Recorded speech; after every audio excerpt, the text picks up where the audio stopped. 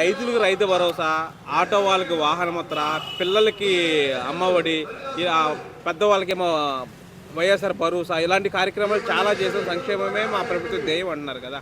ఏమండి ఒక మాట చెబుతా, ఇటువంటి సంక్షేమ కార్యక్రమాలు మా ప్రియతమ నాయకుడు చంద్రబాబు నాయుడు గారు ఎన్నో పథకాలు పెట్టాడు, ఎన్నో ఇచ్చాడు జనానికి.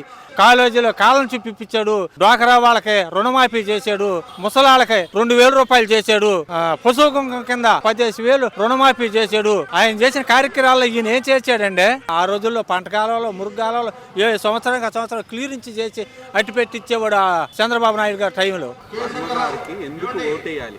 ఆయన మంచితనం చూసి, ఆయన ప్రజల్ని ఆదరించేందుకు, పేదవాళ్ళని కాపాడేందుకు ఎన్నో కార్యక్రమాలు చేసి ప్రజల్ని ఆపదలో ఆదుకుని మంచినీళ్ళ కార్యక్రమం పెట్టి ఇంటింటికి 5 రూపాయలు క్యాను మంచినీళ్లు పోస్తున్నాడు.